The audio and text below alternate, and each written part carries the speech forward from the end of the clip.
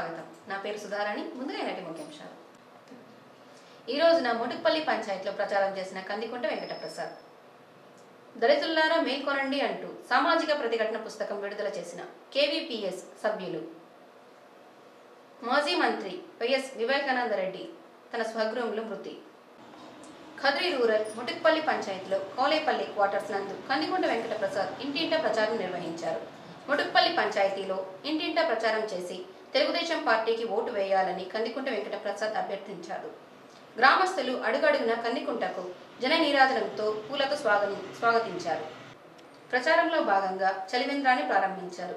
ఈ కార్యక్రమంలో మోటుపల్లి పంచాయతీ తెలుగుదేశం పార్టీ నాయకులు చంద్ర, నరేంద్ర, రామచంద్ర నాయక్, నాగేంద్ర, జయచంద్ర నాయకులు, కార్యకర్తలు భారీ సంఖ్యలో పాల్గొన్నారు.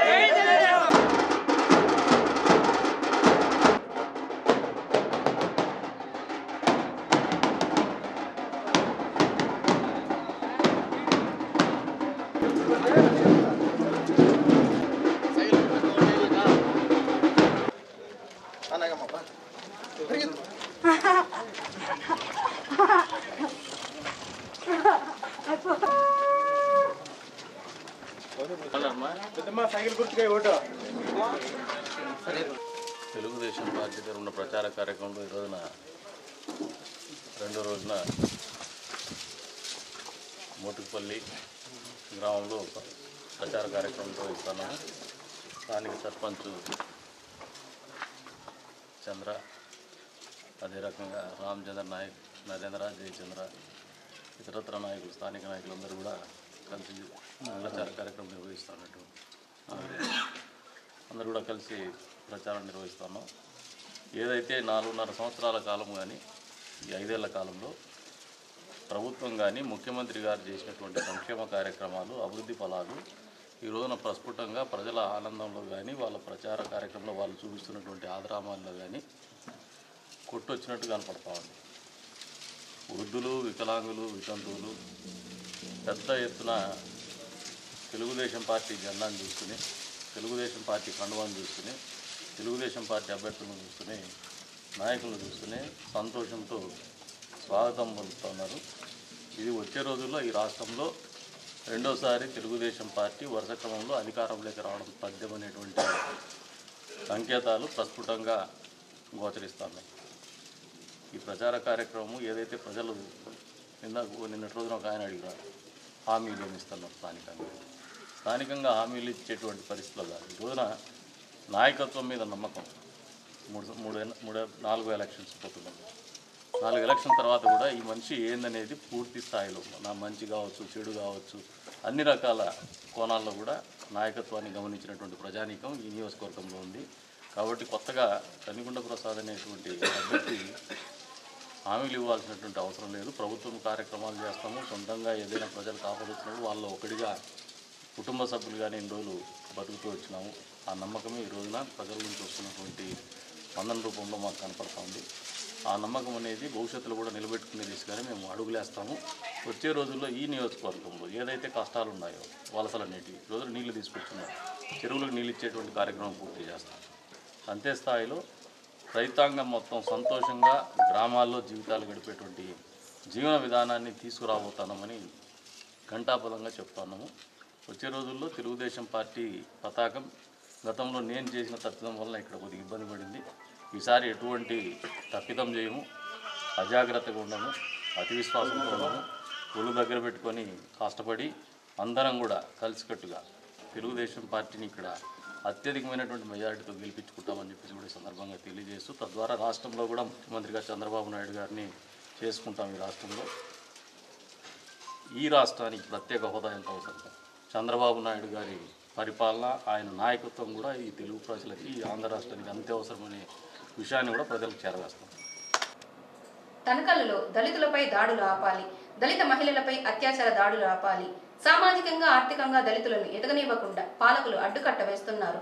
ఎస్సీ ఎస్టీ సబ్ ప్లాన్ నిధులను వారికి ఉపయోగించాలి, ఓట్ల కోసమే పార్టీలు పనిచేస్తున్నాయి, దళితులారా మేల్కొనండి అంటూ సామాజిక ప్రతిఘటన పుస్తకాన్ని విడుదల చేశారు.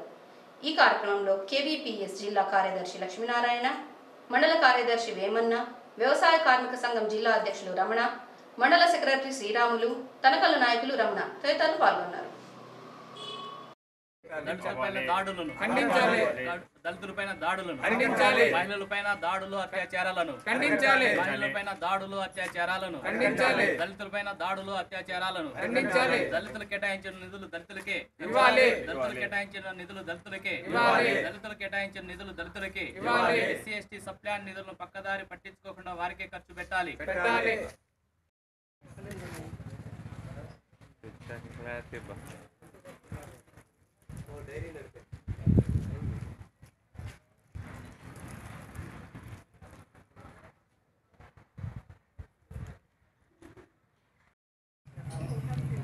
ఈరోజు సామాజిక ప్రతిఘటన పుస్తకం రిలీజ్ చేసే సందర్భంగా ముఖ్యంగా బడుగు బలహీన వర్గాలు అనేక ఇబ్బందులకు గురేవు, నానా హింసలు పడుతున్నారు. ఈరోజు మనకు స్వతంత్రం వచ్చి 65 సంవత్సరాలు అయినా కూడా ఈరోజు కూడా స్వతంత్రం లేని గ్రామాలు ఉన్నాయి.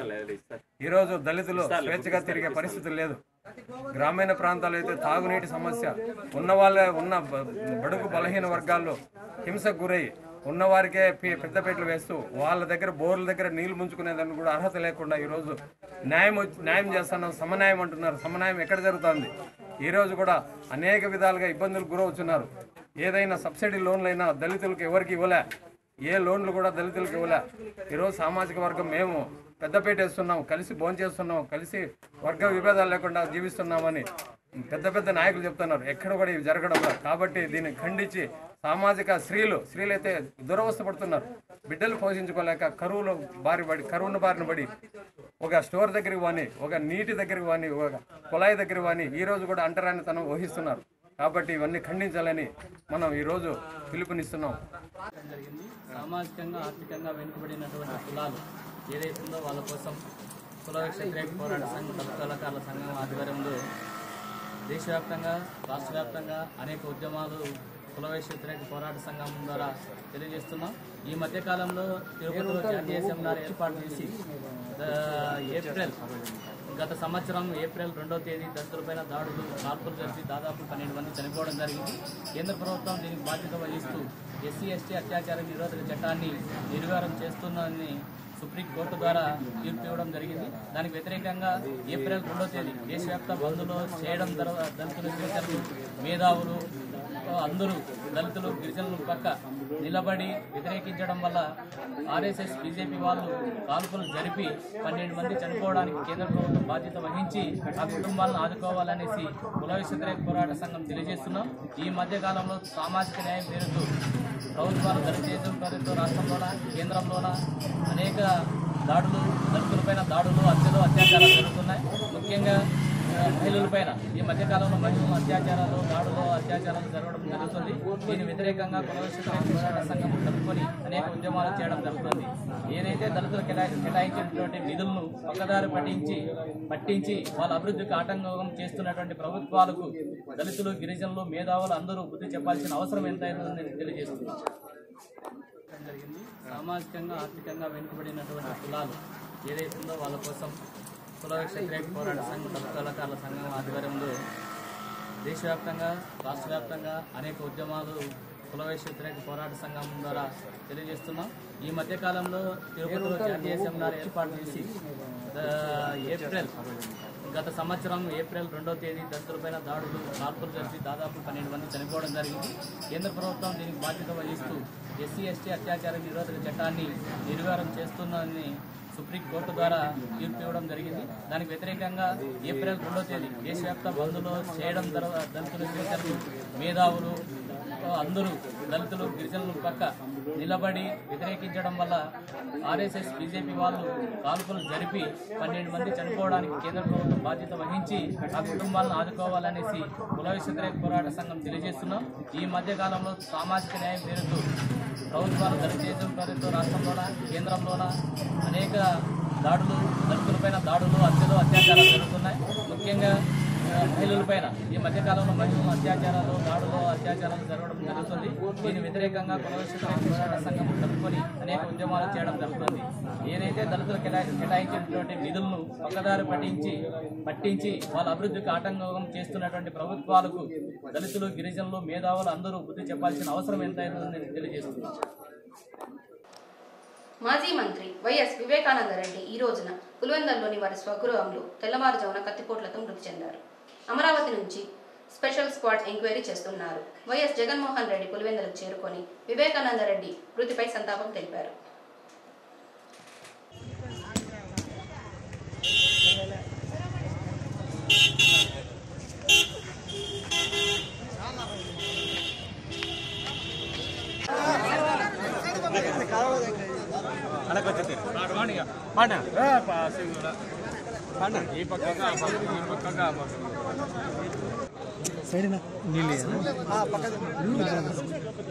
సైడ్ నేను ముందుకు వస్తాను. మేమేం చేయాలి?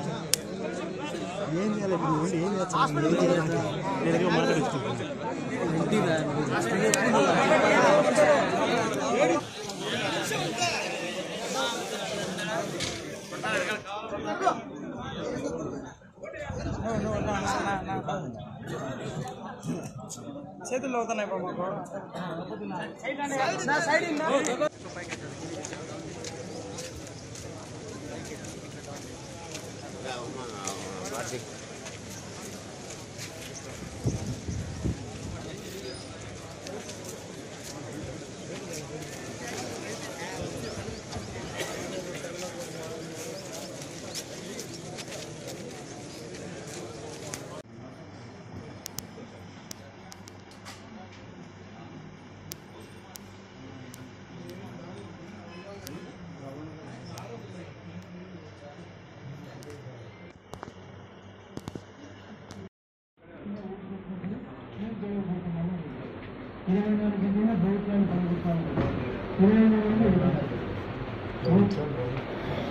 సభ్యుడిగా, పార్లమెంట్ సభ్యుడిగా, వ్యవసాయ శాఖ మంత్రిగా ఈ రాష్ట్రానికి చేసినటువంటి సేవలు ప్రజలందరికీ, ముఖ్యంగా ఈ రాష్ట్రంలో రైతాంగానికి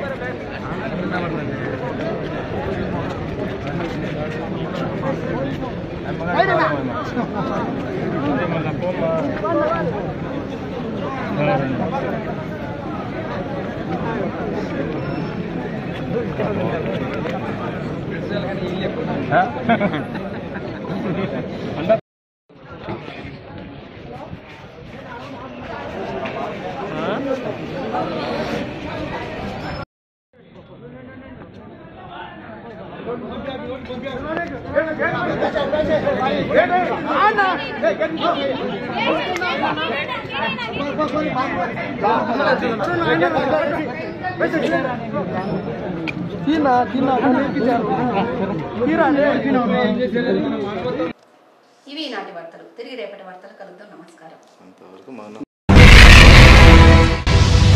కదిరి న్యూస్ ప్రతిరోజు రాత్రి 8:30 తిరిగి ఉదయం 8:30 మీ కదిరి డిజిటల్ కేబుల్లో.